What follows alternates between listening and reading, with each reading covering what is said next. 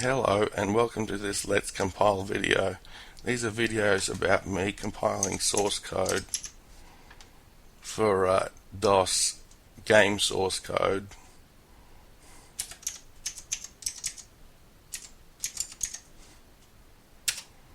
So here's the source code for this chess game. Chess AI is pretty hard to write, which is why this program is fairly detailed. So at the top here, this is line numbered, so I think it would work with GW Basic or Basic A or Basic R or whatever it's called. And there's a fair bit of, some of this is spaghetti code because he's used a lot of go-tos and a lot of subroutines, but it plays a pretty good game at chess, and I haven't figured out the most difficult setting yet, but I've just been messing around with it. Another thing about this code is that it extends beyond 80 columns. He's just kept typing the stuff in here.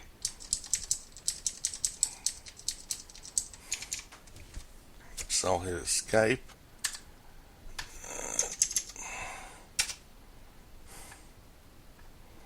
So there's chess.bas, which we just looked at, chess.exe, which I compiled with Quick Basic 4.5 for DOS.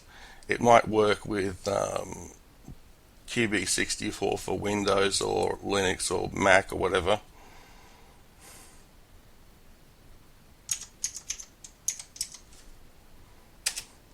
So here's the program itself, Chess by MC Rakaska, Ides of March 1980 and 81, so it's 40 years old.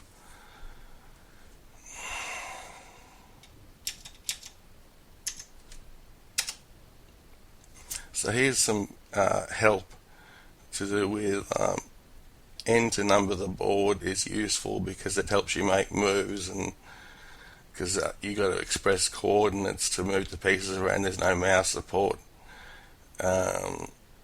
S to let the computer play by itself, which I'm going to have a look at. I for instructions again, and so hit enter to continue. There's some more instructions here. Hit enter again. Rudy.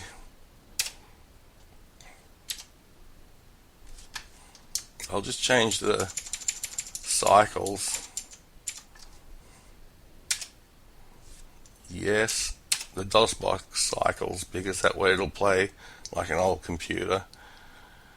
So I'm going to move I'll press N to get the numbers on the board.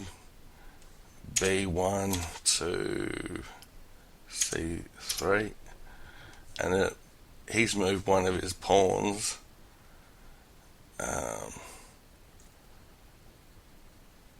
I'll move the other knight.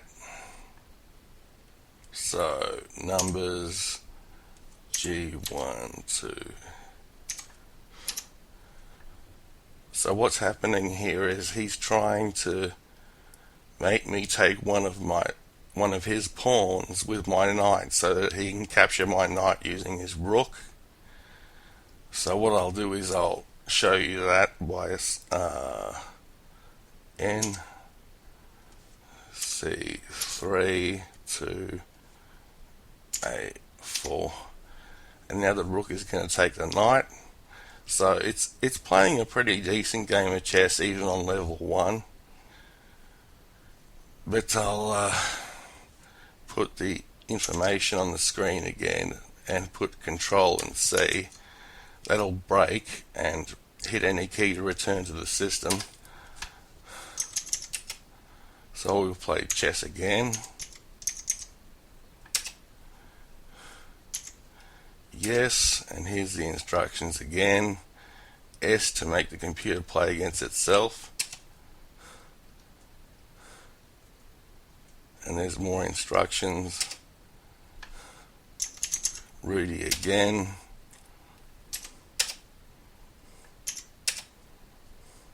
So if I press S, it'll start playing a game against itself.